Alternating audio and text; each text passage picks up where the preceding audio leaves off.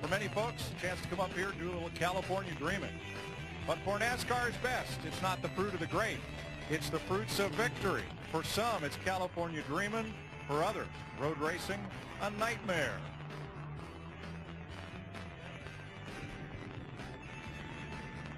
Welcome to Budweiser Pole Qualifying for the Dodge Mart 300 at the beautiful Infineon Raceway, Sears Point, Sonoma, California. Boy, what a change from a week ago from the wide expanse of asphalt at Michigan International Speedway, where Brendan Gaughan got in trouble earlier, rushing the safer barrier and sending Robbie Gordon into Kurt Busch and into a spin. Ryan Newman picked up a hitchhiker, made an unscheduled pit stop, and came back. Jeff Gordon took the lead from Kasey Kahne, and then his engine went south. Dale Jarrett flirted with the lead. He was competitive all day. Rusty Wallace, Brendan Gaughan battled back. Veteran Sterling Marlin and Elliott Sadler fought for the lead. But when Ryan Newman put it out in front of Jarrett to stay, Kasey Kahne closed in the closing laps with P.J. Jones was in the wall, and with cars oncoming, the caution was thrown on the final lap. Then the checkered flag, and Newman returned to a victory lane that he had raced in August, winning the DHL 400. Jimmy Johnson vaulted into the point lead by 7, defending champ Matt Kenseth.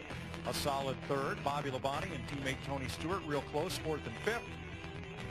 And Ryan Newman picked up a spot in the top 10 tonight. There's the cutoff point. Kasey Kahne within 400, leaving Jeremy Mayfield, Jamie McMurray, Dale Jarrett, and Rusty Wallace looking in. So now we come to something completely different. Hi, everybody. Mike Joy, Larry McReynolds, and Darrell Waltrip at what we always say could be a pivotal race in the season, because there are so many ways this track can beat you, Darrell. A lot of different straightaways, mostly right turns, speeds as low as 30 miles an hour, fast straightaways, momentum corners. This place has it all. Yeah, but you got to take care of the one element of that car that's going to get you to the finish, and that's that thing you got your hand on with the right hand, and that's the shifter that's hooked to the transmission. You don't want to tear up your transmission here. You're out of the race if you do. We've seen it happen time and time again. The other thing is you can't wheel hop. Now, we talk about that, and sometime maybe during the race we'll probably get to show it to you. That's when you go in the corner, charge in a little hard, get those back wheels jumping up and down. What that's doing is trying to tear the gear out of the car when that happens. So transmission gear, got to have a lot of car control, a lot of finesse. That's what makes it work here at Infineon. We have a few road race specialist drivers in the field, but Larry, how about in the garage? How specialized are the cars they bring here and some of the people that tune on them?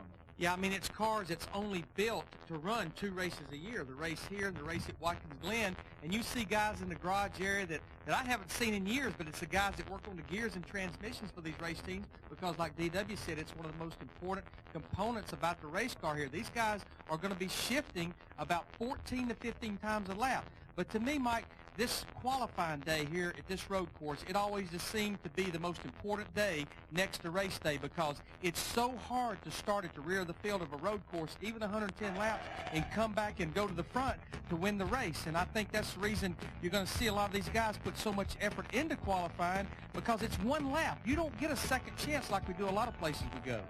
Here's the asphalt snake, newly repaved. That is Infineon Raceway. And Darrell, it's not just a lot of right turns and different straightaways and radius corners, a lot of different elevation change too. Yeah, you come out of turn 2 at the top of the hill down here, you go downhill, then you're into a kind of a hole, you come up a little grade there, you start down to turn 4, and that's downhill into the short chute, into the bottleneck down there, the Budweiser bottleneck, up through the S's. But this turn right here, turn 11, that's where the action is. Actually starts back there in 10, where you come around, headed down to turn 11. Good place to pass, good place to get in a lot of trouble as well. As you see, in the last 5 years, only one driver has won the pole and the race in the same year. I think he's with Dick Berggren. Yeah, I think he probably is too, and that's Jeff Gordon. And when you come to Infineon Raceway, he is invariably the man to beat. He's got 3 poles here, 3 wins, twice he's finished second, twice he's finished third. If you're counting, that's about 2/3 of the time he finishes in the top 3. How do you do it? Same, thing that it takes to go fast anywhere you go. Just a great combination. I do think that I've just really have grown to fall in love with the road courses, and I enjoy them, and it allows me to really push and challenge myself and the car, but if you don't have the car underneath you, it doesn't matter. And we've worked extremely hard over the years, gearing, transmissions, brakes, chassis, and the guys really got it tuned in good today. I don't know if you're going to ask me more questions, so I got to get one more last dig, or one more last plug, I'm sorry. The boat raffle, about a week and a half left before we draw, so please go to jeffgordonfoundation.org and buy some raffle tickets, get that boat, donate some money to Victory Junction Gang, the Jeff Gordon Foundation. It's a great cause, and I'm going to get a plug for you, too, because in practice today, he was about 1.5 miles faster than the track record. To Matt Yoakum. Dick, another driver who's had a lot of success here at Infineon's Ricky Rudd. 2 wins, 4 poles, and he was one of 14 different drivers who broke the existing track record in practice. Ricky, but I just saw your car just now leave your garage stall, and you're scheduled to go out first. What's the matter with the car? Well, right there at the end of practice, something broke in the gearbox, not really sure, and coming into turn 10, the right-hander, and got off the racetrack, it popped out of gear. Popped out of gear a little bit earlier than that, and popped out again coming into turn 10, so they needed to change the transmission, and so I guess, I don't know where we're going to line up, but I don't think it makes a big difference. Is the track easier to drive with the new pavement, Ricky? Well, the track has continued over the years to get easier to drive. They took the carousel out, I guess, quite a few years ago. The new pavement, I think all the drivers love it. It's got a lot of grip, a lot of traction. It makes it easier to drive for everybody, which I think it's going to tighten the field up a little bit and make for a better race. Now, at Talladega, he scored the Wood Brothers' first pole in 2 decades. If he gets a pole here today, he was 4th quick in practice. He gets a pole here today, it'll be the first time on a road course for the Wood Brothers since 1979 at Riverside with David Pearson. Mike? Ricky Rudd won the inaugural Cup race here in '89. Tonight, the Black Cat Fireworks 200. There'll be fireworks aplenty on the Milwaukee Mile right here on Speed, the NASCAR Craftsman Truck Series. Tomorrow, Nextel Cup final practice on FX and the NASCAR Busch Series tomorrow night on FX. Then flip that dial over to Fox Sunday for the Nextel Cup Series right here from Infineon Raceway on Fox. NASCAR Victory Lane to wrap it all up Sunday night on Speed. But pole qualifying coming at you next.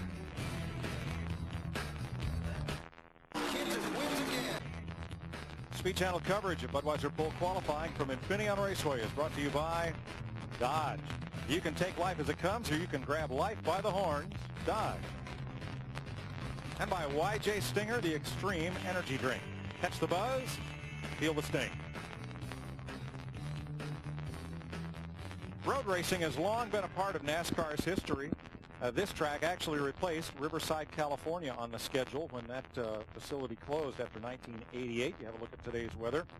But NASCAR has also raced, we still race at Watkins Glen, New York, of course, in August, at Bridgehampton, Long Island, Augusta, Georgia, Bremerton, Washington, Elkhart Lake, Wisconsin, Titusville, Florida, Lancaster, California, and Linden, New Jersey have all been road courses where NASCAR has competed. And they really just keep finessing this racetrack, Mike, moving out the barriers. When we first came here, it was almost impossible to drive a big stock car around here because if you dropped the wheel off, you turned over. You got into those tire barriers right there. You sit right along the edge of the racetrack, upside down you'd go.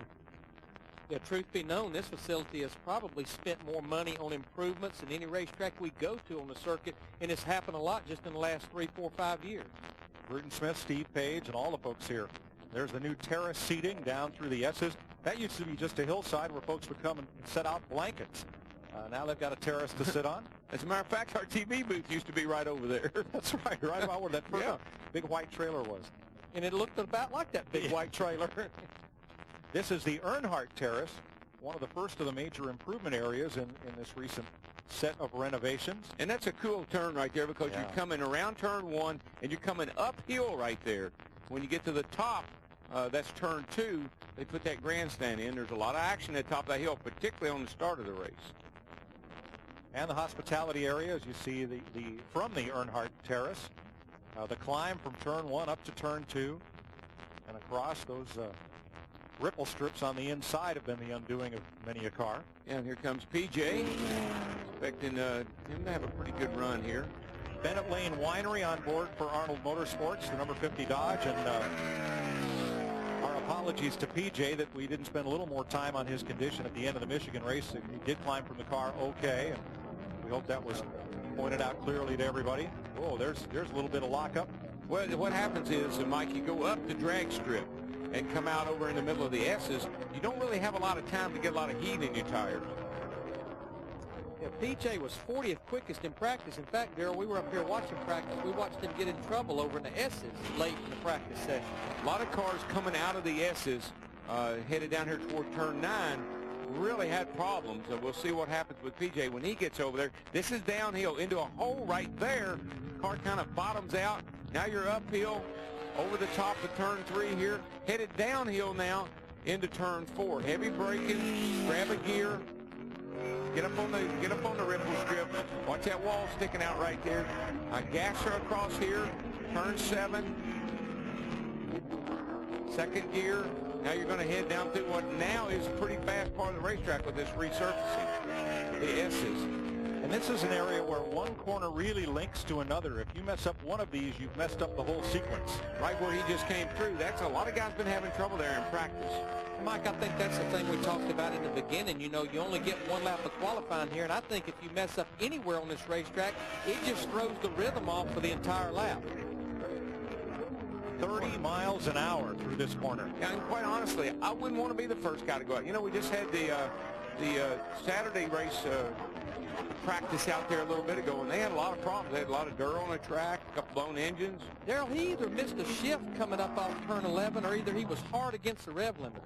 A lot of times, Larry, you'll come off turn 11 down here in first gear, and sometimes you'll just over-rev the engine, hit the rev limiter. So P.J. Jones, son of Parnelli, the Indy winner, our first qualifier.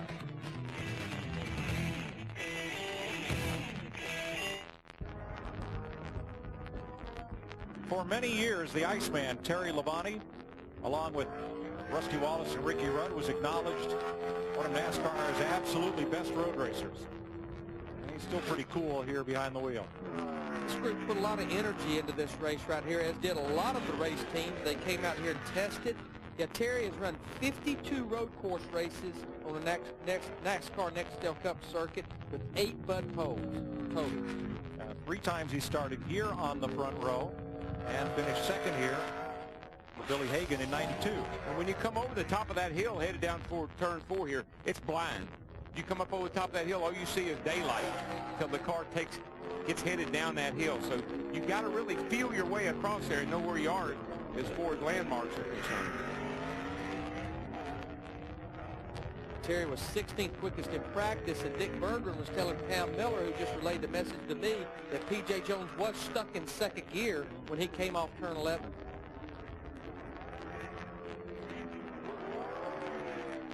Well, you can hear those engines. You really abuse them qualifying. And he's coming around turn 10. You got to be careful right there. Easy to get off. I guarantee you this will be an action corner right here on Sunday during the race. Yeah, those blue and yellow tires that got stacked up there, they'll be everywhere.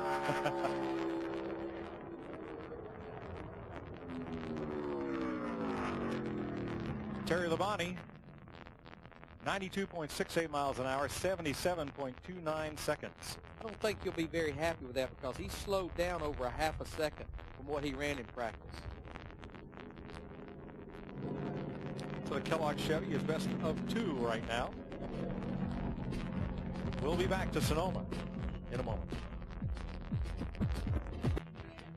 Welcome back to California wine country, where Ricky Craven hops the curb at turn 2. 2 kinds of curbs here, Darrell. Some you want to stay off of, and some, like here at the exit of 5, that really aren't curbs at all. You just use that as bonus pavement. They're reminders. They're reminders that you're real close to getting in trouble. Good point. Ricky was 31st quickest in practice. And DW, I think you and I were talking before we went on the air. I don't know that I would want to have been one of these first 4 or 5 cars, because the Southwest Tour cars did European-style qualifying right before this qualifying session. We watched the car blow up over here in the S's. They put a lot of oil drive down. Ricky Craven's in trouble. Entered that corner way too hard. Hold on. You know what? I don't think I've seen that happen for a while. He spun that car and didn't hit the end of that wall. When you get in trouble over there in turn 10, you normally can't drive it back to the garage. No, that was he stayed in the gas. He just slid it through there at a high rate of speed. The big difference, I think, Darrell, is he didn't catch the tail at the edge of that tire wall. because Yeah. those walls, tire walls were the first soft walls. We see them a lot at road courses. But what happens, sadly firsthand I can tell you, you get the back end into that tire wall and it sucks the car in and it just twists the front end into it. Yeah. And usually you've written off the car. Watch this. I mean, what he does is he's off. He knows he's off now. He never slows down. He just stays in the throttle. See the rear tires are just digging away. Here he comes. A little wide right here. And now he sees he's going to go off. See the car dip down a little bit? Now he just stays in the throttle and power slides it through here. He just power slides it right and misses the end of that wall. Boy, if he had just caught the end of it, it would have spun the nose right into the hard wall after it. They'd be unloading a backup car right now. I think he probably stayed in the throttle saying, well, I'll either be a hero or a zero. Yeah, I can't save the lap, but maybe I can save the car. Exactly. And he did. So Ricky Craven will head for provisional land. We have 45 entries here for 43 spots. Welcome back to Sonoma, where Terry Labonte is quickest, followed by P.J. Jones. Ricky Craven did not finish his run, and Kurt Shelmerdine did not make an attempt. The 5-minute clock expired on him. So Sterling Marlin, who finished second here in 2000, his best road course finish in 37 starts. On track in the Coors Light Dodge. Dodge's first NASCAR road course win, 1966, David Pearson for Cotton Owens, driving a Dodge Coronet at Bridgehampton, Long Island. Coming up that hill to the second turn there is fun. It's really fun. You come by the start-finish line in high gear, third, second, and you're up around the top of that hill. It's really cool. This is a tough spot right here, just getting around turn 4.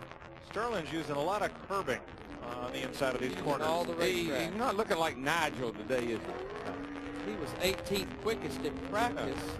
Got that baby reared up in the front end, I know that. Really using the curb peelers, Darrell. Just trying to use them to turn the car. The car looks really tight. You can hear the wheels squealing. And when you get a car that high up in the front end, there's no way it can drive right. That thing just looks like it's trying to pick the front wheels up. I think right here is where it goes down so far in the heavy braking getting in the corner. It can go down as far as I thought it would. Doesn't stay down there long enough. He needs him a pair of 48160s on the front. That was big shots. Right, DW. Them guys in the garage area down there now are shaking their head. What's he talking? That's old school. And they're going in the morning, they're going to be telling me, will you please tell DW? Sterling is second to Terry Labonte. I don't tell DW nothing.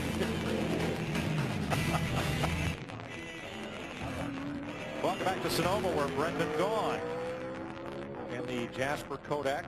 No, he's coming. 77 is coming to the green. But while we were gone, Klaus Graf from Dornum, Germany, who once led the 24 Hours of Le Mans and was on track for a Formula One career, gets off track here in this BAM Racing Dodge SEM. Beautiful, colorful paint scheme, but that won't help you get around here. Boy, it's a shame because he was really not that bad in practice.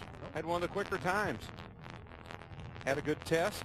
Finished third in the ARCA race at Nashville. But that is I believe that's a go or go home car, Larry. Yeah, it's a team car to Kenny Schrader's, and Mike, we actually have 44 cars here for 43 positions, and he's one of 5 cars that has to qualify on time. But Brendan Gaughan, Darrell and I sat up here and watched him practice. He was having a tough time with this place today. He was really wrestling with his car, and particularly he hadn't gotten there yet, but he was having a big trouble down through the S's with this car. Darrell, you've often said about road racing, you have to drive slow to go fast.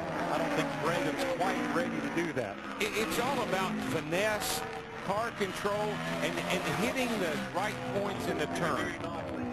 It's all technical. Road racing is very technical. That's technically wrong right there, by the way. He completely missed that corner right there, and can't get any forward bite off the corner. The rear was going to break loose. Turn 11 was really a mess for him. He didn't. He wrestled with her in practice, and the fight goes on. And he is fourth, 78.51. That's 78 seconds, 0.51. Now, the Busch cars don't run here, so some of these drivers have never been on this racetrack. Matt? One of those drivers, Mike, Brian Vickers, you tested twice before you came out here. Who did you get the most help from? Terry Labonte, Jimmy Johnson, or Jeff Gordon? I got a lot from all 3 of them. I got a lot of help from Terry. He tested with us both times, which is really good. He's a good road course racer. And I got a lot of help from Jeff and Jimmy, too. 5 straight races in Cub. He has started in the top 5. He's hoping to keep that streak alive. Hopefully, he told me, with a top 10 start today. That would be a very ambitious goal for a driver who's never been here, Matt. Bobby Labonte, who has become one of NASCAR's best road racers. He has 2 fourth-place finishes here and a third-place start since 2000. Check with Dick Berger. Early Marlin, who has just come off the racetrack. What's the track like today? Well, it was pretty good in the Bonsai run. Was 18th and had to miss a car. We thought we lost about 3/10 and they put us about 12th. And to make a run, man, it was just way too tight, especially right-handers, and lost about 3/4 of a second. So I thought we were running 15s, but the car was just way too tight. What's the track like? It had good grip. It's too much grip because it wouldn't turn. Need to free it up. But like I said, I don't know if they're running Southwest Tour cars before us. I don't know if they messed the track up any, but you know, the guys going later probably have a big advantage. But it don't matter who started. Sunny and a pretty good breeze down here right now, and that's probably going to blow some of the dust and dirt onto the racetrack, and that will help unstick some of those cars that may be stuck too much. Well, most winners have come out of the top 4 here, out of the 15 races. And the other thing, I think if he goes back and looks at the video of his qualifying run, he'll see why it won't turn. The front wheels are off the ground. Yeah, DW, of all the places we go, I think the qualifying package changes the least amount as you prepare the car to race. Could be new pole sitter here, Larry. Bobby Labonte on track to unseat his older brother Terry, and does so 76.87 seconds. That's 4/10 quicker than Terry Labonte. So the Interstate Battery Chevrolet climbs to the top of the chart.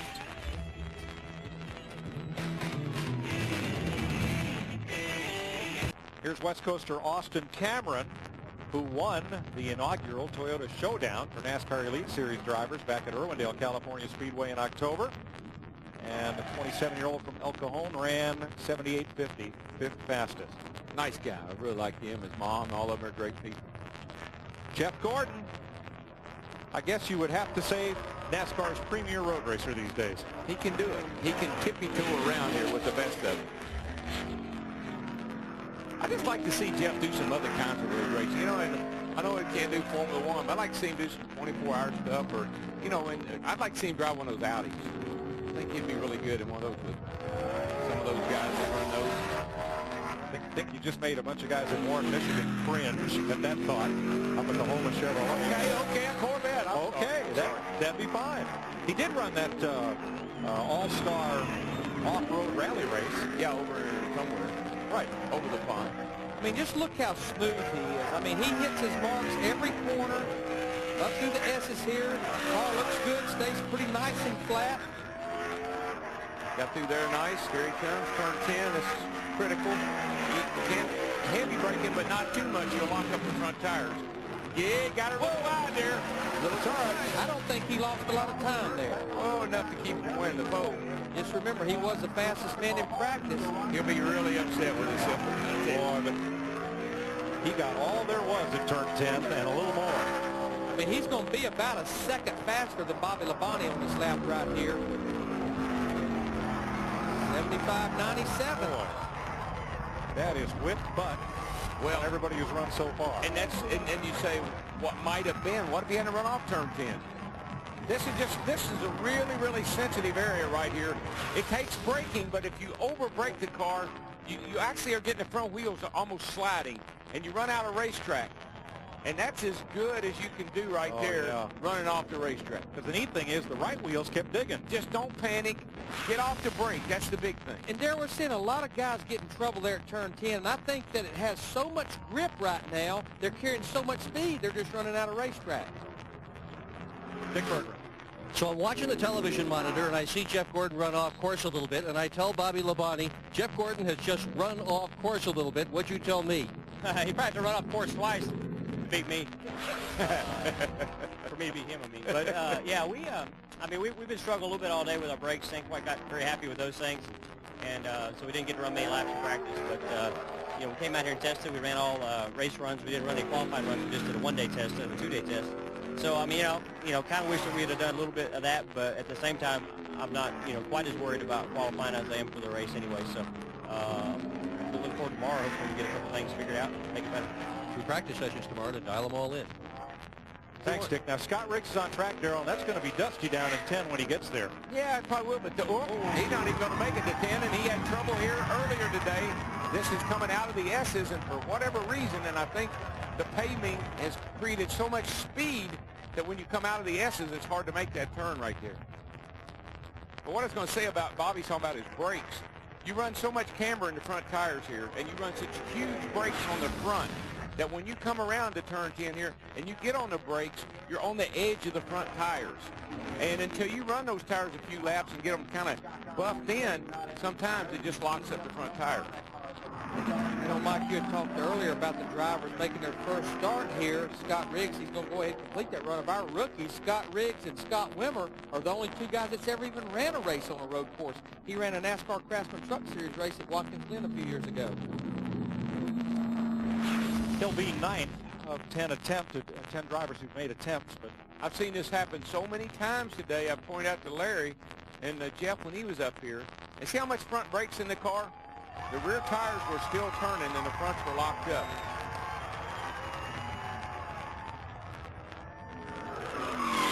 The car dips over on the left front. And around he goes. Dick Bergman. With Jeff Gordon, the look on your face when you got out of the car, you weren't pleased. Well, I mean, we've got such a great car, and the track has, you know, changed a bunch. I mean, we drew an early number, certainly not going to help us, but I'm just mad because I made the same mistakes I made here last year. You know, we had a good, you know, decent lap going, and I knew I was going to be tight over there. I have been all day, and I got in there, and I felt it push, and I even got out of the gas, got it turned, got back in the gas, and I still went off the racetrack. So just a little disappointed. I mean, the track slowed down a bunch, still a good solid lap, and, you know, I just, I really thought we had a shot that pole, and that could take us out of that. I still get it. Junior's on the track. Now, Junior's car just at the bottom of 2 there where there's that big dip. You saw it kind of lay over on the right front and just kind of dive around a little bit with it. Cost you a lot of time. Jeff Gordon's lap did break the old track record by over half a second. But, Larry, he ran a 75.36 in practice. Slowed down over half a second. At a 96. When Dale Jr. came here last year, he never had a top 20 start here, and he never had a top 15 finish. He improved greatly as a road racer last year.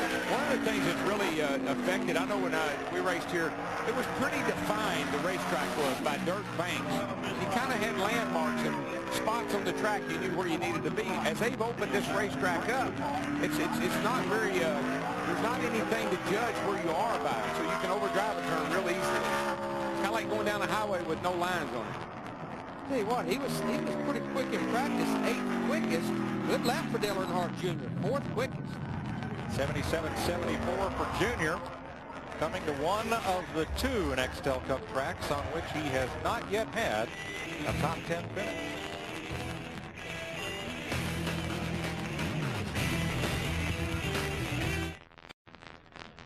Welcome back to Infineon Raceway, built on Sears Point in Sonoma, California.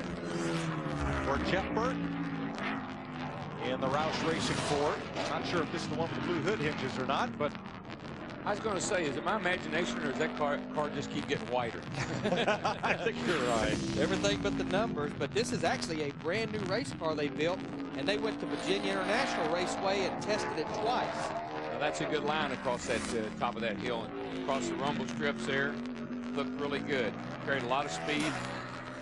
Jeff's a decent road racer. He qualified 3rd here 2 years ago and has 2 top 10 finishes here. An interesting entrance to that turn. Way out wide, kind of a late apex. It was 21st quickest in practice. You see right there on the left-hand side of his car number, he's about 3/4 of a second behind the pole speed of Jeff Gordon, pushing close to a second now. Surprised, Larry, that the times are slow. They've slowed down quite a bit. Let's see if he makes a 2:10. Yikes! You always hold your breath right there. But the times are quite a bit slower than what we saw in practice. I just think the racetrack is definitely heated up, and even though it's got a ton of grip, I think it's lost some grip. What I like about his run, Darrell, is he's really smooth, and that late apex at 7, do that so you can try to get back to the throttle quicker and get down through those S's. That's a road race technique. Late apex. And guess what? He's 3rd fastest. Good run for Jeff Burton. Maybe he went to one of those driving schools. We'll see when we talk to him. Dick? Well, Junior may have gone to one of those driving schools as well. You're a lot quicker now than in past years here. What have you done to pick up the speed? Well, the track's been paved. Everybody's going to be faster, but I was real disappointed in my lap. My car, I've been on the verge of being loose all day, and we just ain't been able to fix it. So a couple times I got loose, and it cost me a lot of time. Should have been better, but we ain't. You know what? We haven't talked to anybody who's happy with their lap either, so you got a lot of company, Junior. Mike? Oh, Matt. Sorry, to Matt. Rusty Wallace very happy, Dick, with his lap in practice as Earl Barbin helps strap him in. Now, Rusty, brand new race car, second quick in the first practice. Yeah, I feel good about it. I just got to drive an aggressive lap, but keep it on the track and drive smart. And I think we can get us a pole today if everything goes smooth. His average start in the last 5 races here at Infineon, 4.4. Oh, he can do it. Yeah, I don't think that Jeff Gordon time, even though that's a great time, I think that's going to be beaten by a couple of people. Kyle Petty, the Georgia Pacific Brawny Dodge, outside pole sitter here in 2000, has 1 top 5 and 2 top 10 finishes here. But over the last few years, Kyle's been doing a lot of road racing, teaming up with Leo Hindery and running some of the endurance events. So he's got a good bit of road racing in his background. Actually has a road course win on the Next Up Cup circuit back at Watkins Glen. I think it was 1992. A little bit of rain short, but he had a good race car all day. The more road racing you do, the better you are in it. And Darrell, I think once you experience some success with a road race, I think that helps you so much too. I can remember coming here in 1991 with Davey Allison. He dreaded coming here for 2 months. I said, just be cool. We'll be just fine. We won the race. Next thing you know, he ran good all the rest of his road course races. Most stock car drivers try to stop the car with the shifter. They want to downshift all the time, slow the car down. That's Darrell. That's because we never had brakes that were worth a darn. Yeah, it's different now. I think you'll talk to Ron Fellows or any of those great road racers. They tell you that you don't use the gearbox to stop the car. You use the brakes to stop the car. Kyle Petty right in mid-pack, 78.02 seconds. Saw the opening of the Victory Junction Gang Camp. They started accepting campers this week. Dick Berggren with the man who is 3rd fastest. Yeah, up toward the front of the pack. Jeff Burton, happy with your run? I feel like I left an awful lot out there. Guys did a great job in the car. We fought on carburetor issue all day long. The thing was missing in the go to get the throttle. It missed really hard, like the floats were messed up. Jack really worked hard and fixed it. I wasn't ready for it to be fixed, and I just left something out there. The car drove great. I just didn't drive hard enough, but that's going to be a decent starting spot. Proud of my guys. They worked real hard, and I don't feel very good today, so I'm the weak link today. Okay, well, good run. Matty? Dick, another driver who was fast in practice, 6th fastest, Casey Kane. Now, Casey, what's been the biggest thing for you trying to get acclimated to road course racing in a stock car? Well, there's been a lot of things.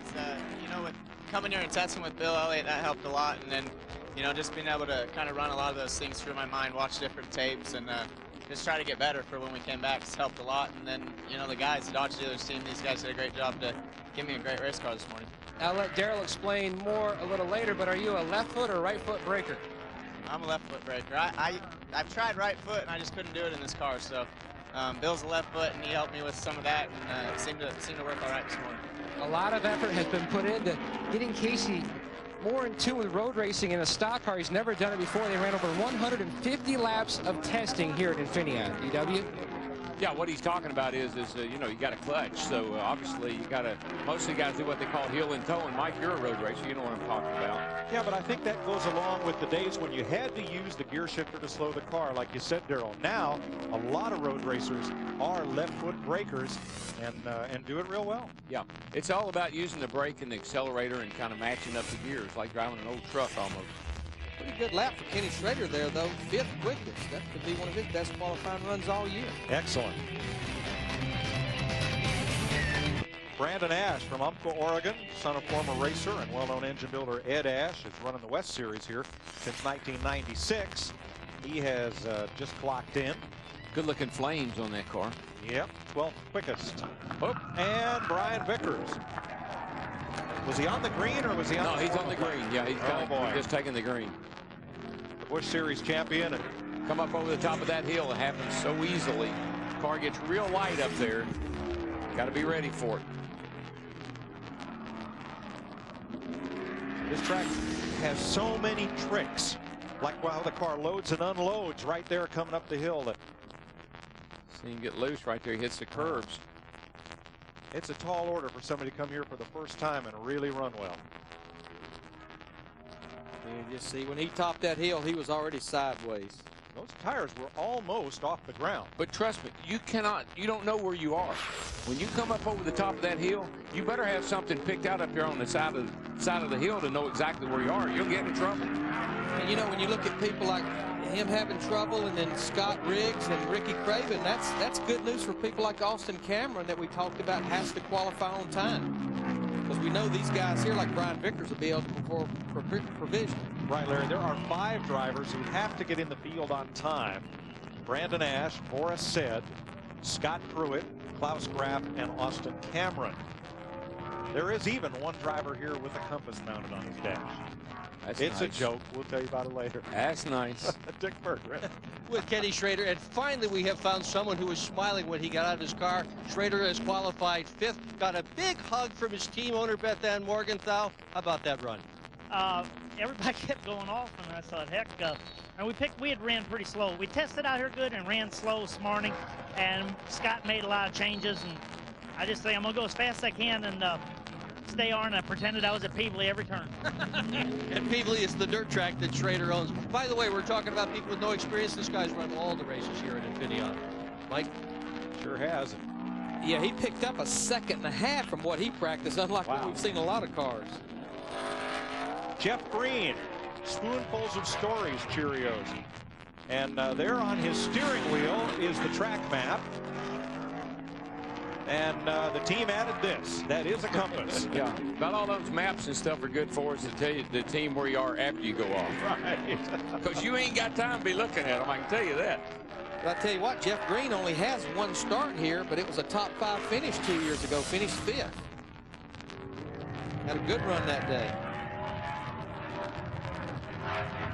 That Spoonfuls of Stories program will donate 4,700 books to area children who need them if Jeff completes all the laps here on Sunday. Flirting with disaster right there. You know, Larry, one of the things I used to find that worked pretty well, we got way out wide there. It cost him a lot of time. I didn't shift gears coming around turn 10 there. I would just come down the hill in high gear and power myself through there. So I had both hands on the wheel and didn't have to use quite as much brake. Getting pretty busy right there. Yeah, Jeff Green along with Kyle Petty and Jim Engelbright, P.J. Jones, they're going to be on our trackside show later on the night. Great. I like that strategy, Darrell, because then you're not upsetting the car with being on throttle, off throttle in the middle of that shift, and it's a lot to do there. Bill Cooper, who drove for Bob Bondurant out here in the school and drove the Corvettes at one time, he told me that. He said, when you think you don't have, if you don't have to shift, don't shift. Jeff Green is done. Ricky Rudd about to hop in. The Spoonful of Stories program had Jeff Green go to a local school this week and read stories to the kids. The race car alphabet.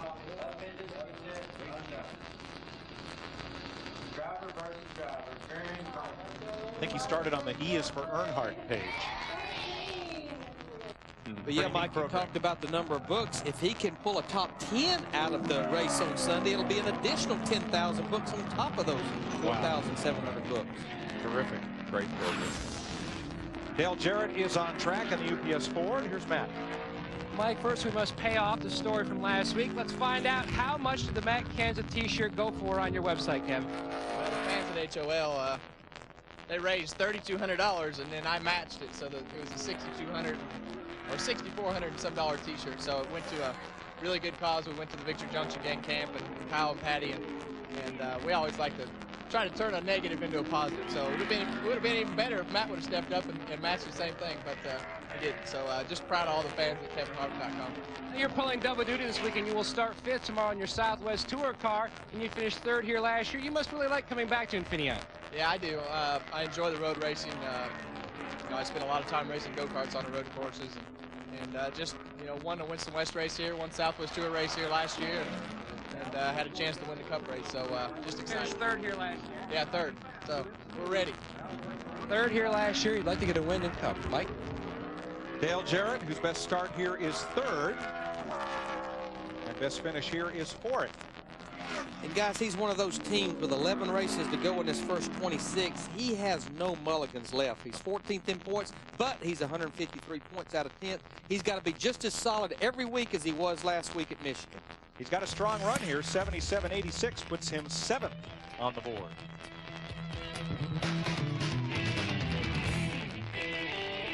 18 drivers have had a chance at the clock. We had 45 entries. Carl Long withdrew prior to coming out here, so 44 cars are here for 43 spots.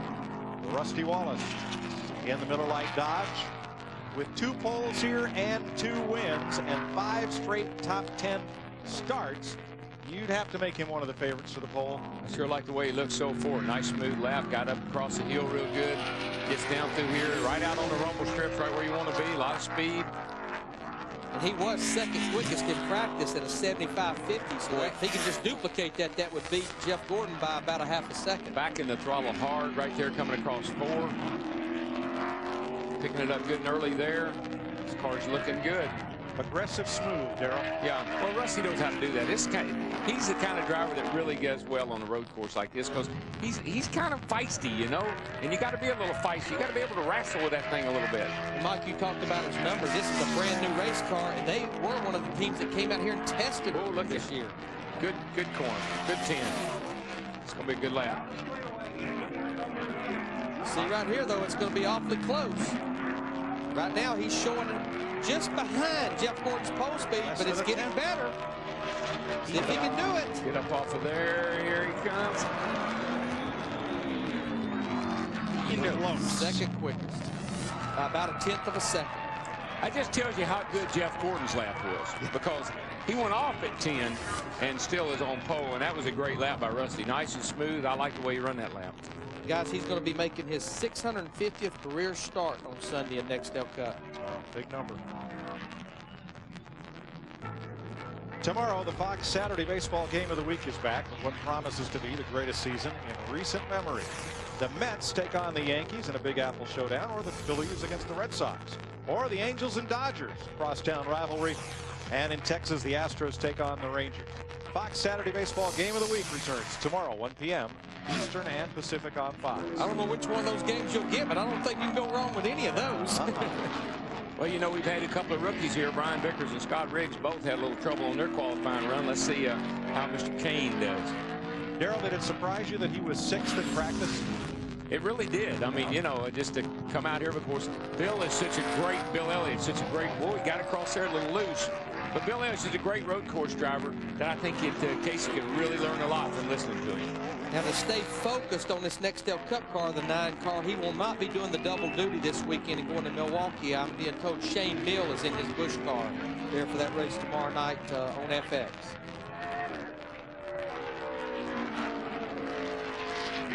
This is pretty much down through here. Just don't make any mistakes. Right there is a real treacherous spot. Hit your marks. Coming down here, just don't overdrive this corner. Get the car down in there, get her turned, stay on the track. Yeah. Now don't lock up the brakes here. Get down in here, get it nice and there you go. Well, a little bit loose right there. Got it loose. Way loose, way wide. And it through his exit, it just throws that whole corner off. He gets out of the groove there, and it's, you know, even though it's new pavement, it's dirty out there. And you saw the Fox tracker just start sliding to the right as he slid through the middle of that corner. The more he slid, the more it slid. Right. So Casey Kane ends up 11th. Slowed down almost 2 seconds from what he ran in practice. In case you were wondering, most second place finishes by a rookie. Ryan Newman. Imagine that. James Hilton with 4. And Casey Kane with 4 already. NASCAR Bud Pole qualifying from Infineon Raceway is brought to you by Budweiser. It's time for a fresh one. Grab a Budweiser. The race is on.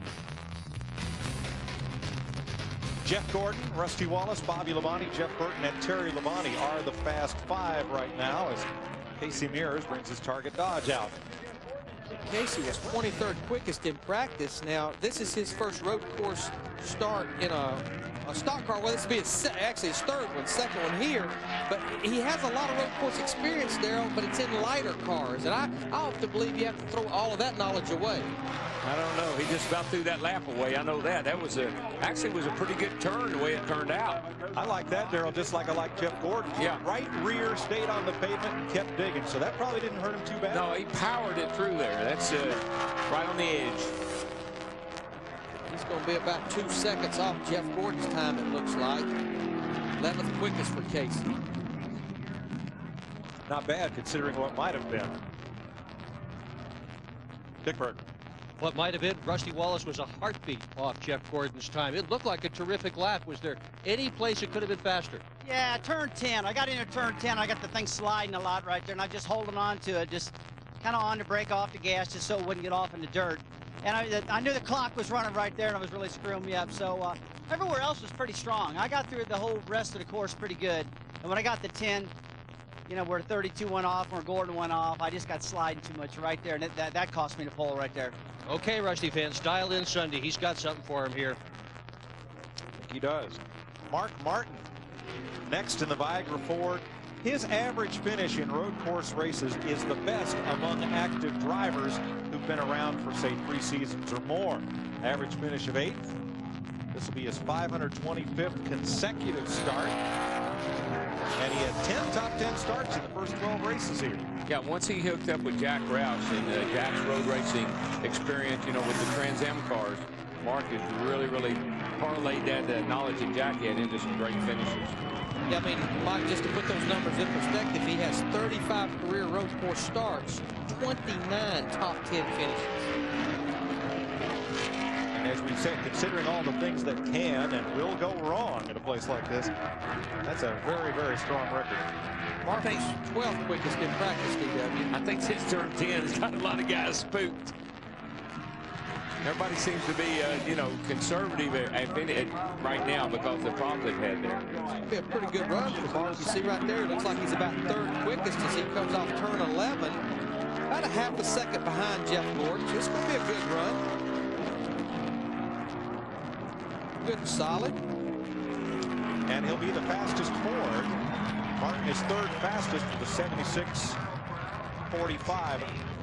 The crowd likes it a lot because of Roush's road racing success, as you pointed out. Mark just wants to stop the bleeding. When you look at the last month, other than that win at Dover, I mean, it has been a total disaster.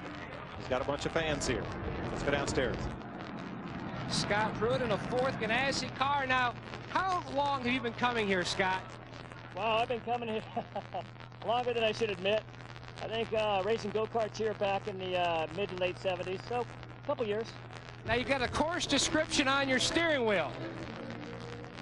That's more when I'm talking to the guys. We can be very specific about where we're at. A lot of times the way you feel with the car, you might think turn 1, turn 2, turn 3 may not be the same. This is, you know, since I'm just coming here part-time, we want to be very clear on what we're talking about. You know, this is, as you get ready to qualify, that's the other issue. You know, here in the target car, I want to go out and push hard, but I can't take a chance on getting off the track if we don't have any provisionals or anything like that. So, got to make it fast, but got to be smart. Racing without a safety net, but he comes in Infineon, Mike, with 2 Grand American wins, and he's leading the point standings as well. Thanks, Matt. Ricky Rudd, one of NASCAR's most accomplished road racers, driving for the Wood Brothers. His first Cup victory came at Riverside, California in 1983. That was also the first Cup win for his car owner, Richard Childress. His most recent win here, and he's on tap for a top 5 here. Ricky was 4th quickest in practice. This group came out here and tested earlier in the season. Whoop. And as mentioned earlier, he won the first Cup race here. 1989. Kenny Bernstein and a fellow named Larry McReynolds. Yep. In fact, I got my very first Nextel Cup win with Ricky on the road course up at Watkins Glen in 1988. It's a pretty solid run for Ricky. He's always been really good, and you get a camera in his car, you can see what we talk about, heeling and towing, using that left foot to brake and tap the right foot to use it, hit the brake and hit the gas and work the gear shifts. He's the best at that. Ricky started out in go-karts, and a lot of fellows who come from karts think that gives them an edge on road courses. This was his last win. Came here at Sonoma June 2 years ago. Go-kart racing just teaches you finesse. I mean, there's not a lot. You don't turn the wheel a lot. So you've got to use body English. You got to kind of lean on the steering wheel, not jerk on the steering wheel.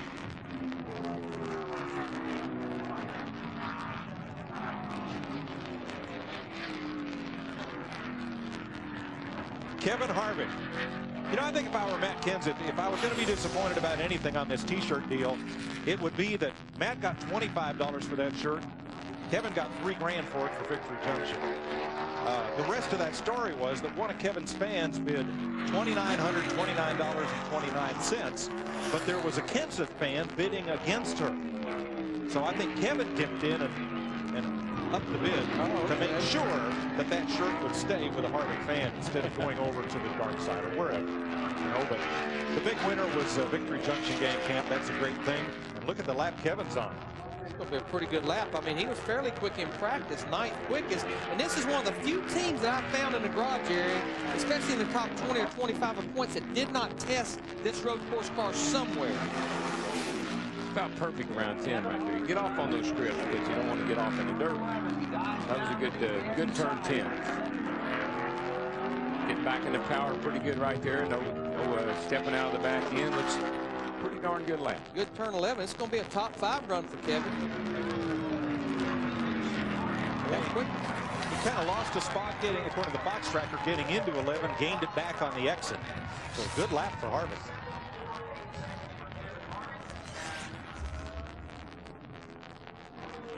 You see a lot of still photographs from this track with cars in the air, like that, with the left front of Harvick's car.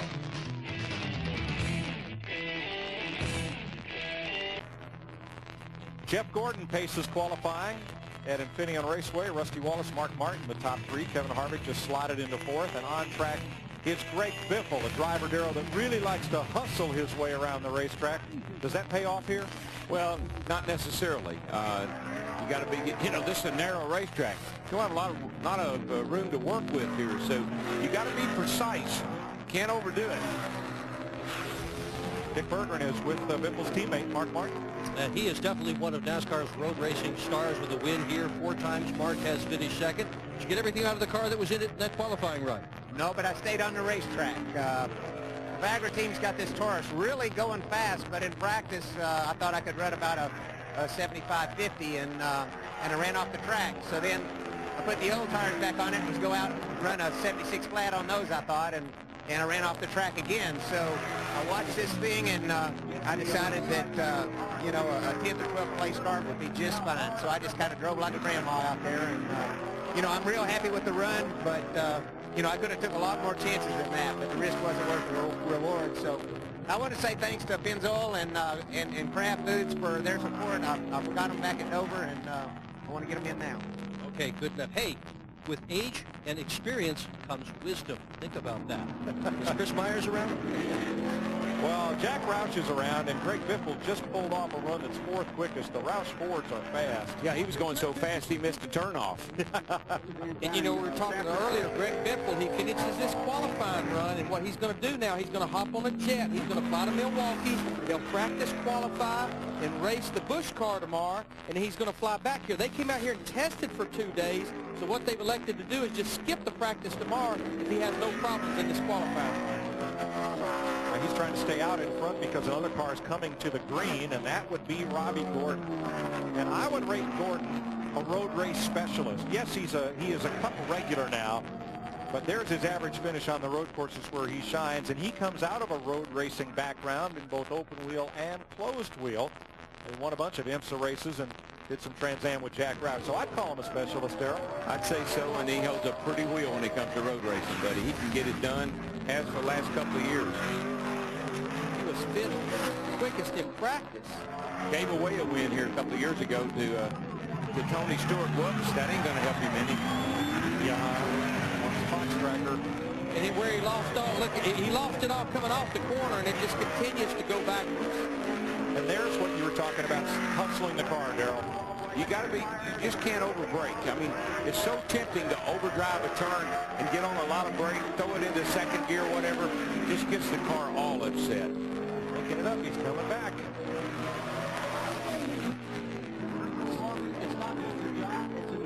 You know, right here during the race last year, and he didn't look very good there, but this is where Robbie Gordon was so strong, getting in through the middle of turn 11 and off the corner during that race. You know, I watched him all through practice, and that car didn't look like it normally does here in practice. A lot like what we just saw on that qualifying run. So if you ask Robbie where he qualified, well, let's see, 3rd over here, 15th over here, 18th at that end, and ended up 13th. And boy, I'm glad that's over with. And you know, Mike, we talked about it. He won both road course races last year. They came out here and tested. They're just trying to make what is strong even stronger.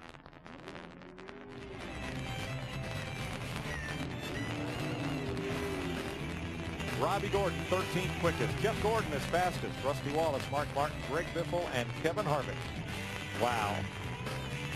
Shelmerdine enlisted Tom Hubert, West Coast racer, who's made 3 starts here in Cup. Best start of 10th in 1998, and he's put that car in the show with a lap of 78.97, 21st fastest. That's a pretty good move on the Kurt's part, sticking Tom in there. About 45 cars here, being the fastest 38, you only have to beat 7, and that's what he did. Kurt Busch. Man, he's after it. The Irwin Ford. Kurt has qualified in the top 10 in the last 4 road course races. And his 4th place finish here in 2002, his best in his 3 Cup career. Old piece looks pretty good, really. I mean, he's digging. None of the Roush cars have looked bad, Darrell. He looked a little ragged right there. Might have lost a tad of time. Let's see how he does on old famous turn 10 right here. Keep her on the track, Kurt. Little dust flying. Attaboy. Just right. Took the Jeff Burton line. Nice and smooth. Coming now, coming. Don't lock up the fronts. Don't lock up the fronts. Good job. Get back in the throttle. Man it. Go, baby, go. He's able to stay on the throttle. This could be about a top 3 or 4 run for Kurt.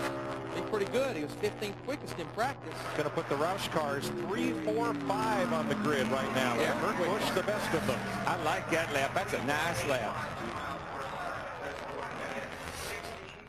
He was digging, baby. I mean, and the good thing is he kept it on the road. Digging. He was flying. Watch this. Yahoo! Woo! I like it. And then see how it landed? It landed nice and flat, then jerked the wheels up off the ground.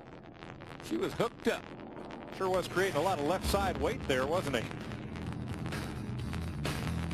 Road racer Scott Pruitt, former IMSA champ from Roseville, California. He's in a Ganassi Target Dodge, and he is 5th fastest with a lap of 76.65. He'll make his 34th Cup start here on Sunday. Best finish a 2nd up at Watkins Glen. 3 Trans Am championships, 2 IMSA Grand Touring titles for Pruitt.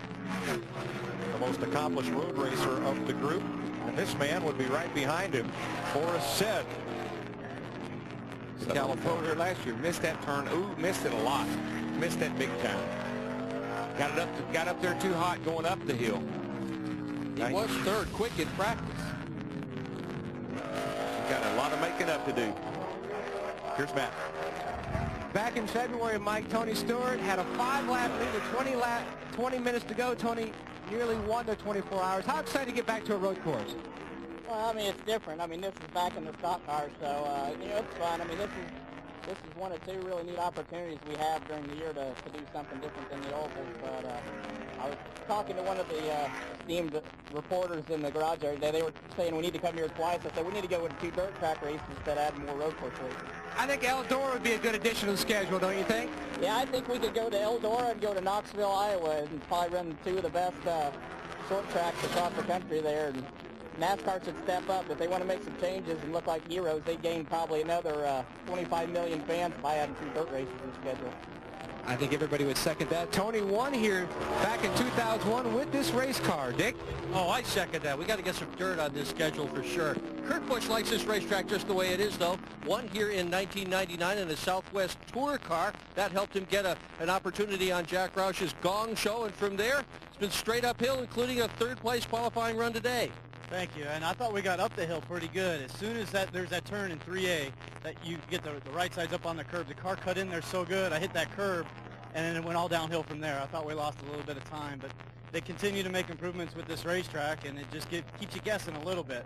But all in all, a great lap for the Irwin Industrial Tools Ford, and just need to make sure that we start out good and miss that first lap mishap like we did last week. But if Robbie Gordon's in front of us this week, I'll follow him. I know how good he is here. He does well here, too, Mike. Good point. You saw Boris Said, who, despite trouble in the first part of his lap, came back to finish 13. Yeah, they did. He made up a ton of time from turn 4 all the way back to the start line. He lost a lot of time going up top of the hill, but he made it all up. Yeah, the first part of that lap, if you're an aspiring road racer, that was all the things not to do. Yep. Don't try this at home. Elliott Sadler is all up and down on the chart here. The M&M score. Had a little mishap in practice. He spun up there in the S's and got off in the dirt. Didn't hit anything. Looks like it's going to be a pretty solid run for Elliott. Brand new race car. They came out here and tested. Well, he's got probably some difficult spots here to maneuver through yet.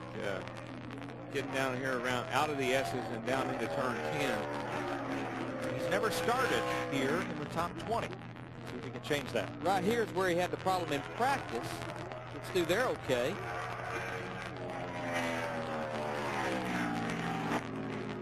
Wide right here, a little wide. Just had to really slow down right there. You see it on the track. He had a real early apex, Darrell, there, and it hurt him at the exit. Looks like if he can get off turn 11, though, this would be a good top 15 starting spot for him. Now, he did get in the throttle nice and early there and was able to accelerate out of that corner well.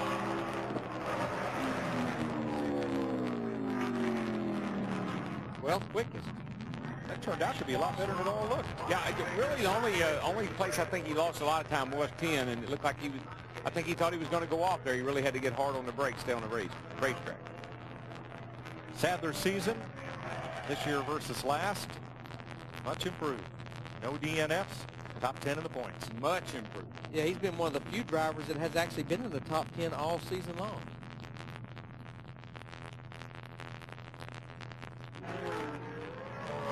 All right, brother. Get up on the wheel here. Michael Waltrip, the Napa Chevy.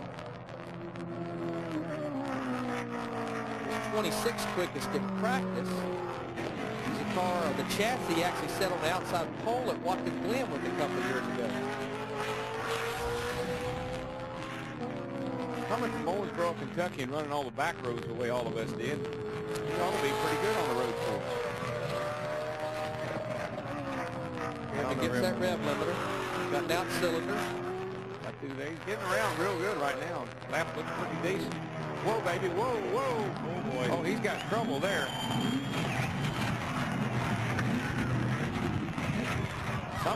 Something came way apart. Yeah, you can hear it. I think it was the engine. Boy, that's a shame. He had a good lap going. You heard all that rattling going on? I think those were parts. Yeah, that was not good. Now, that will lock Brandon Ash into this show, though, because he's now beat 7 cars with the trouble at Michael Waltrip. And we're getting a report that he did tell him on the radio engine blew or something blew up. I think she blowed up, boys. Well, better today than Sunday. You could hear those big parts in there rattling around. That's what all that noise was. This team just starting to gain a little momentum. Had another top 10 finish at Michigan last week. Let's watch it right now. Listen to this.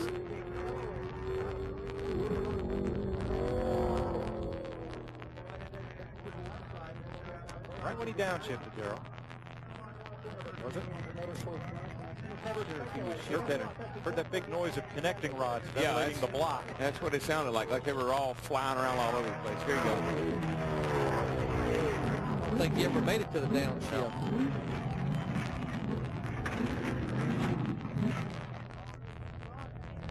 Tough break for Michael Waltrip.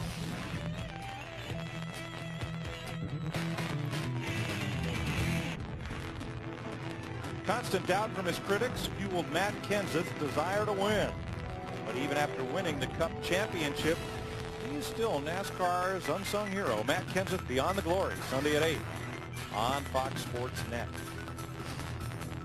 Matt is among those yet to qualify. We've had a little break here because Michael Waltrip had something come unglued in the short chute between turns 5 and 7. First, I thought he had locked up the front brakes. When he comes across here, he's coming hard. No shifting right here. Yeah, it was. When he went to second gear. I think he might have caught second gear right there, and something flew out of it. One thought is that because of where that smoke or steam is coming from, you might have tossed the harmonic balancer through the radiator. But you hear it's running, but then all of a sudden it's making a lot of noise. So there's something. The engine was still running, but there's something in there floating that's come loose. I bet we will get the story shortly, though. Well, one driver's misfortune is always somebody else's good luck. Dick Bergman. Yeah, and Klaus Graf, as a result of Michael's problems, is in the show. How happy does that make you? That brings back the smile on my face because I wasn't too happy after my run.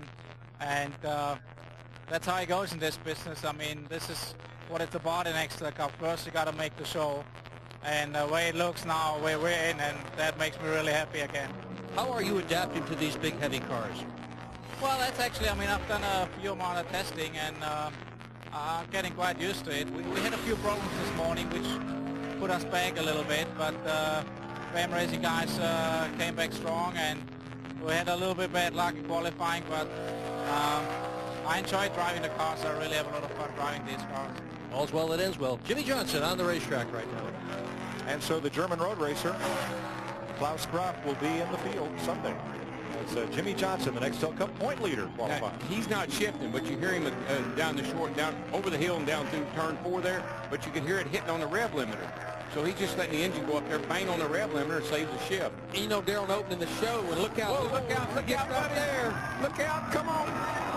He saved it, but he lost a lot of time right there. You see right there on the Fox tracker how much time he's lost.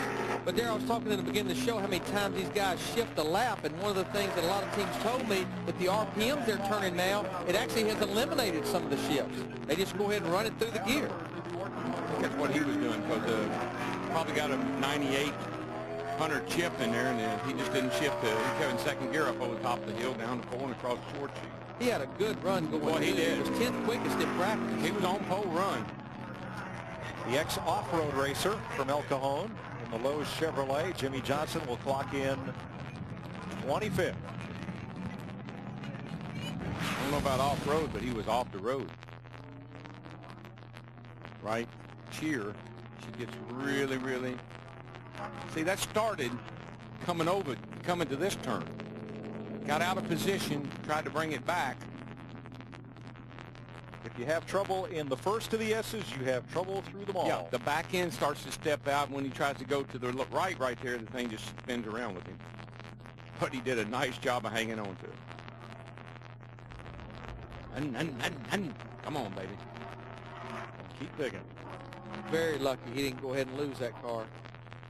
He's in a lot of trouble right there coming out of the S's. Trying to score a top 10 here.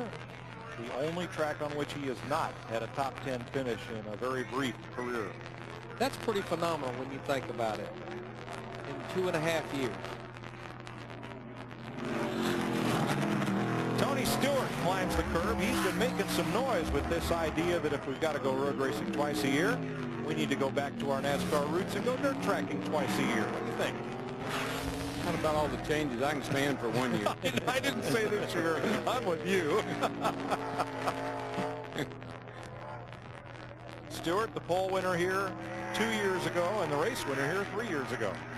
Yeah, he has 5 starts here, all top 10 starts and all top 15 finishes. Always real solid here. He was 17th quickest in practice earlier. It looks about where he's probably maybe going to qualify. Maybe a little better if he can get through turn 11. Robbie Gordon just handed him a win here a couple of years ago when Robbie got into a battle with Kevin Harvick, who was a lap down. And it was a lap down, and they wasn't teammates then. No. Let Tony slide by. The Home Depot Chevy crosses the line 13th. So as Larry pointed out, this will be Tony's first start here outside the top 10. There's his career stats here. Pretty strong. It's one of those tracks where you get to do both, really. You can run on the asphalt or you can run on the dirt, whichever one you like. I didn't even know this place was paved for a long time. Jimmy Johnson right there, not real happy about that qualifying run. He definitely won't be when he looks at that monitor, scoring monitor. Matt Kenseth on track, the defending Cup champion. 4th was his starting spot here last year, 6th the year before that. So, and he finished 14th last year, his best at this track. So he stepped up his road racing program, as has Dale Earnhardt Jr. here in the past 2 seasons.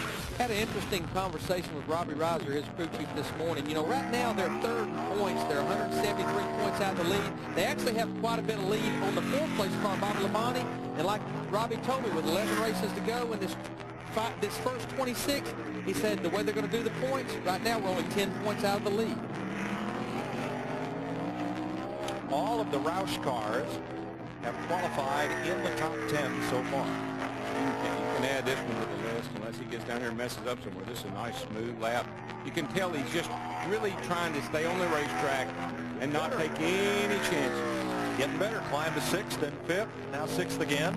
Coming around here, got a lot of power down. Good move, good run. Got through there nice. Don't lock up the front tires. Late apex. Got a little smoke off that right front. Not bad, though. Mat it. And what you saw, Mike, you've been pointing out, the Fox tractor really gained a lot on that entrance. You know, he locked up the front wheels. The entrance was pretty quick. He lost a little ground off the corner, but it's going to be a good run for him. 5th quickest. He was really smooth. That's going to be pretty close to his best start of the season for Matt Kenseth.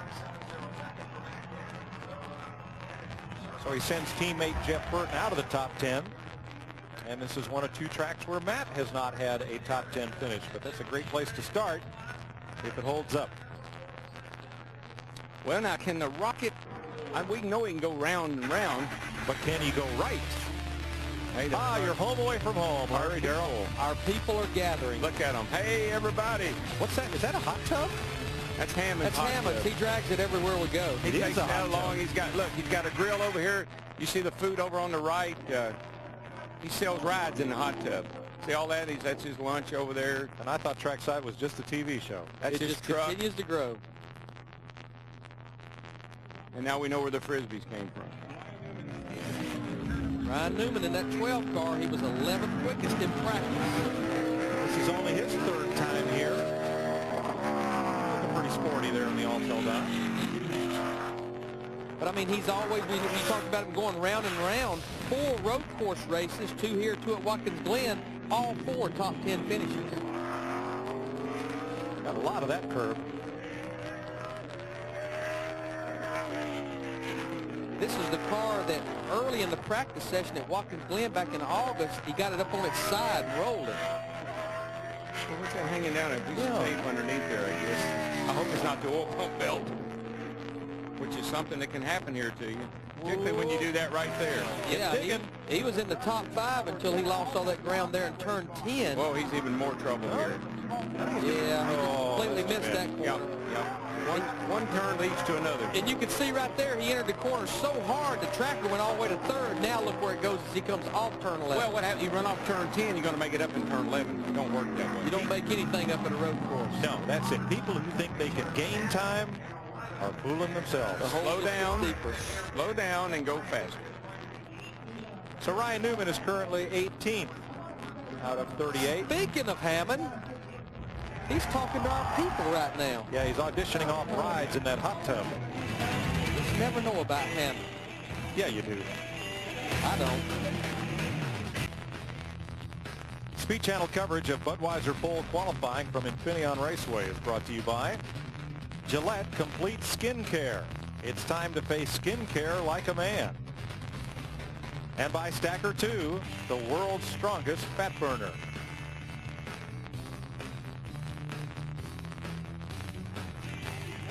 There is that tight paperclip shaped turn 11. Looks a little like Martinsville Speedway right there, only slower. Here's Dick Berger. With Matt Kenseth, who, if he continues to run the way he has been running at Infineon for the last couple of years, is going to get a reputation as a road racer. Qualified 4th last year, 5th so far this year. How was it out there? Our qualifying's okay, but the problem is everything's paid on Sunday, and our finishes haven't been that great. So for some reason, we've been able to qualify okay here. My Dwell team did a great job today. We started the day in race trim and really didn't even get a mock-up run with all the problems, we had. So we just kind of guessed at it and had a pretty good lap. I saw a lot of cars getting real loose in turn 10 and tried to really take it easy through there, and then overdrove 11 and lost a little time off of that. But overall, that's a great lap for us.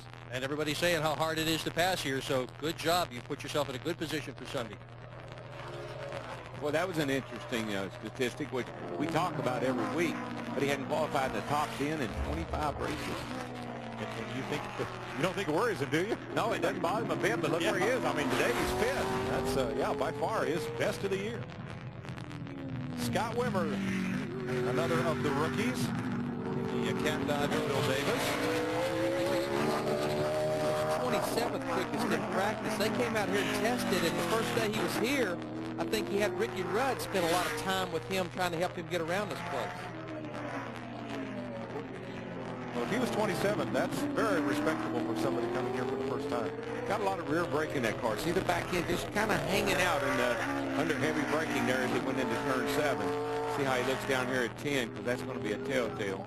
And Darrell, when you say there's a fine line, you know, these guys can adjust the bias on the front rear brake. A road course is where you want to run just as much rear brake as you can, but you just can't make sure you don't put too much in it. Yeah, get it to wheel hopping. Yeah, he really slowed down right there. Looks to be about like, though, that where he's going to end up where he practiced, though, right there, maybe 25th, 26th. See how he gets off turn 11. When you're full of fuel and on a qualifying run, you can put a little extra rear brake in it. Fresh tires. So let me ask you, do you have to qualify full of fuel? You don't have to. You know, you just have to qualify with the car weighing 3,400 pounds. However, how you do that, that's up to you. But the thing about a road course is I think you'd want that, probably want the fuel in the back of the car. Because you go left, right here, you might not want all that fuel, you know, low fuel splashing around. So I don't know what the guys for sure are doing here, but I would think on a shorter racetrack, tight track like this, you'd have a full load of fuel. He ended up 21st, though, that 22 car. I'll tell you, that's very respectable for racing here for the first time, and having only one lap to qualify. This car was pretty good in practice. Jamie lost an engine at Michigan, had his 4th DNF of the season. He'll be 28 years old on Wednesday.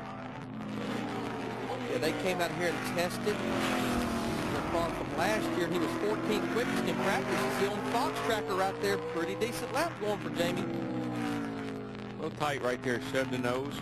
Got to get back to the turn here, get up over the curve, gas it, come on. Lost a lot of time in that left-hander there, coming up over the hill. Car's tight, really pushing in front. Whoa, he used up all the racetrack right there. But yeah, Mike, he lost that engine at Michigan. This is one of those guys, he's 13th in points, 125 points out of 10, so he's got to be solid in his next 11 races. And his teammate, you know, Sterling Marlin's car was all reared up in the front end like this thing is, and his looks the same way. It's just not, the car you can't get the car to turn when it's up in the air like that. See how he's just sliding the nose? I mean, he really got a lot of wheel in it, sliding the nose. Sliding the Fox tractor, too. Early apex, kind of slow off that corner. Now he's trying to hug it tight here, so he's got enough room to get off of turn 11. Right out next to that wall. He actually picked up a lot of ground through turn 11. He may flirt with a top 10 starting spot here. 10th for Jamie McMurray, and that's a 6. If he stays there, it's a 16-spot improvement over last year. Bad news for that bumped Morgan Shepherd out of the top 38. It looks like he will be the car going back across the country to the East Coast.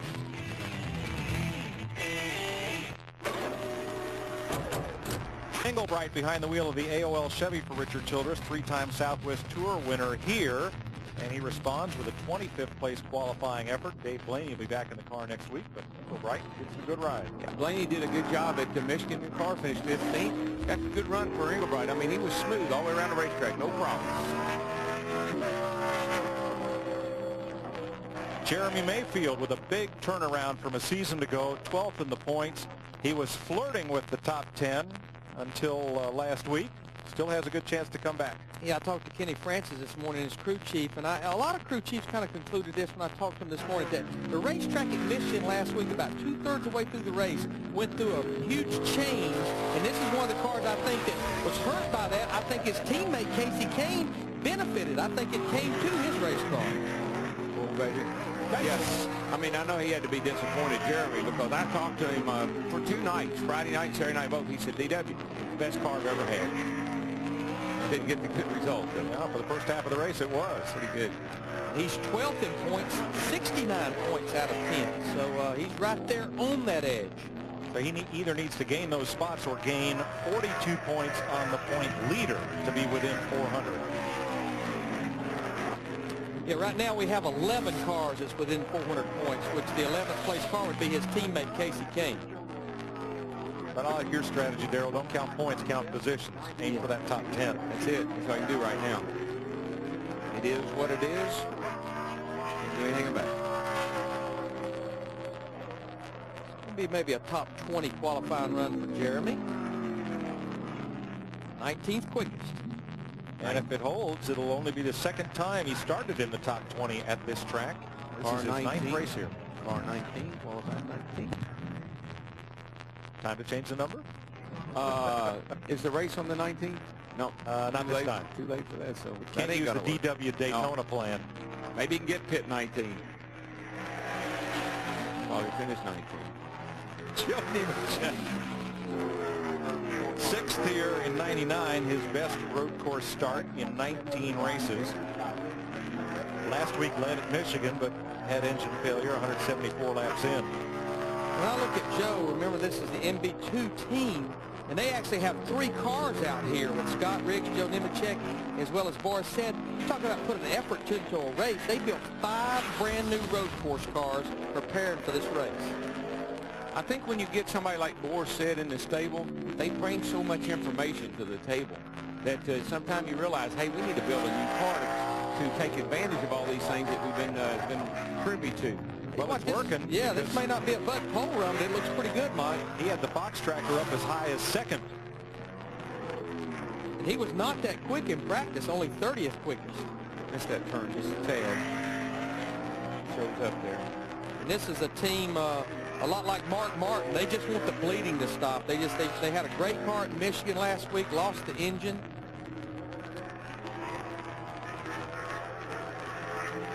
And, you know, they run the Hendrick motors. And I saw an interesting stat this week. Since Martinsville, Hendrick Engines has led over 1,100 of 2,500 laps. That's 45% of the laps. But there's been a lot of engine woes that has went along with that.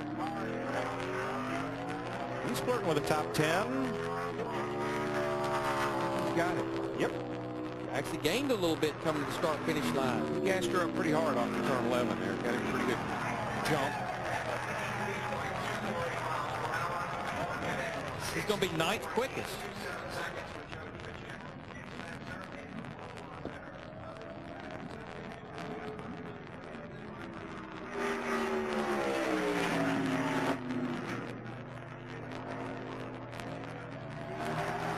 In the 0 car, he was 32nd quickest in practice.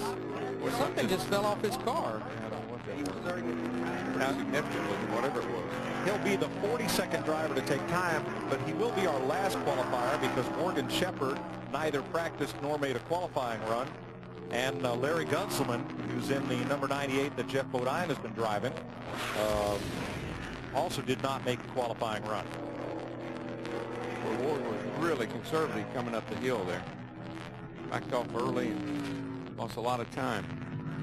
No, this is another car that had a good run going last week at Michigan, had some engine problems. See what we see here, Larry. Something flew up off this thing.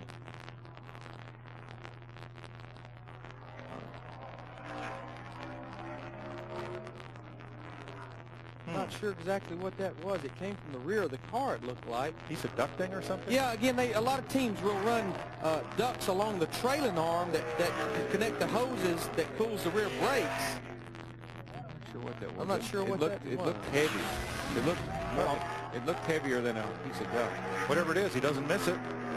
Because he's flirting with a good top 20 qualifying run here. If he can make it through turn 10, turn 11, looks good through turn 10.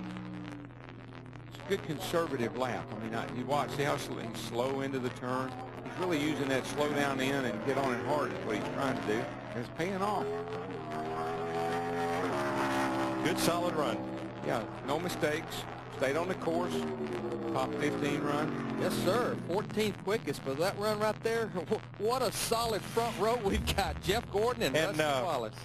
One of the folks in the truck thought it might have been a cork from a bottle of wine spring from rubber. Sonoma, but it is a spring rubber. But it didn't hurt his run. Actually. Oh, now that's making a late change, would you say? Just had to hang it in it's there. about as late as you can make it. Right. A lot of guys just hang them in there, you know, in case you need them. So Jeff Gordon's our Budweiser pole winner. Rusty Wallace will have the outside full. And then the Roush cars all over the top 10. In fact, this is probably the best qualifying race Ford has enjoyed in a long time.